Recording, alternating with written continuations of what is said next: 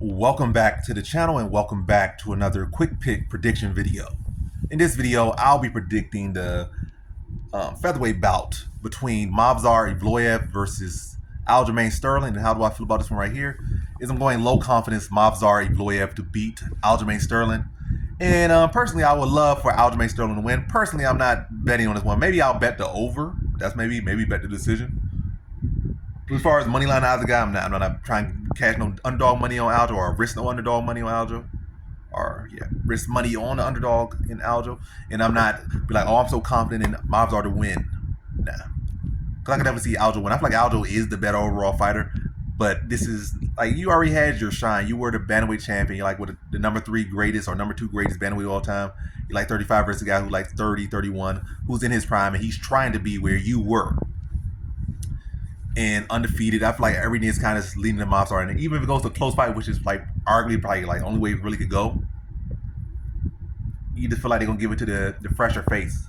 And they already kind of dogging Aljo. I don't know if they're gonna change the placement of the fights, because sometimes they do that. They'll just put a fight that should be like a co-main event, just not even the prelim headliner. Then by the time the fight gets close, they'll move it up and they'll bump it all the way up to the co-main event, like it should be.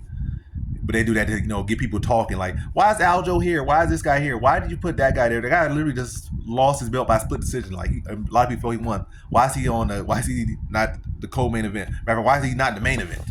Like they do that. I've seen them do that multiple times. So I feel like it's not going to end up being on the prelim. I feel like it's going to easily end up being on the main card. But we'll see. But either way, I use it as a narrative. Just the way they're using it as a narrative, I use it as a narrative that they're not the biggest fans of Aljo. And they want him to lose. They want to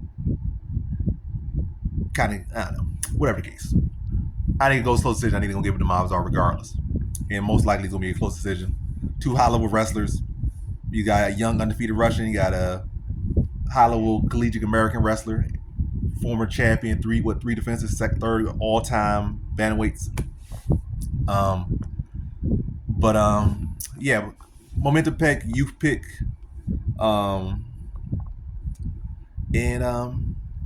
Also, I think Movsar has better cardio than Aljo. I feel like Aljo's cardio looked good in his debut here, but he was the only one initiating the wrestling. But I'm not really saying anything pretty good about it. I'm really just speaking politics. And at this point, I'm not going to pause this, delete this, and do it over. I'm just going to just roll with it. And yeah, I think it's going to be a good scrap. I think it's going to be even on the feet, even in grappling a lot. I think Aljo has a much better BJJ.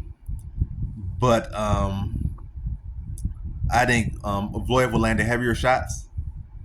And yeah, it's gonna be it. Like Aljo might land the volume, Movsar gonna land the heavier shots. I think Movsar, I think Aljo's gonna be the one wrestling more. I think Movsar's gonna look to strike more. I think Aljo's gonna look to wrestle more. He's gonna try mixing some kicks here and there, some teeps to the body, and throw a couple things. I think probably gonna be like Aljo, like 3 takedowns to 2. Probably land about 5-6 more strikes. Aljo will. So it's gonna look like on paper Aljo should have won the fight, but Movsar probably gonna land the more crisper shots and do a good job of shutting down Aljo's takedown. Maybe holding him like 3 out of 10, and Movsar probably going like 2 of 4 or 2 of 5. Like Movsar going like going for half the takedowns. Probably getting more takedowns at a better clip, but getting like 1 or 2 less. Landing heavy shots, maybe getting a drop on Aljo, or maybe clipping Aljo just a little bit. Nothing too crazy.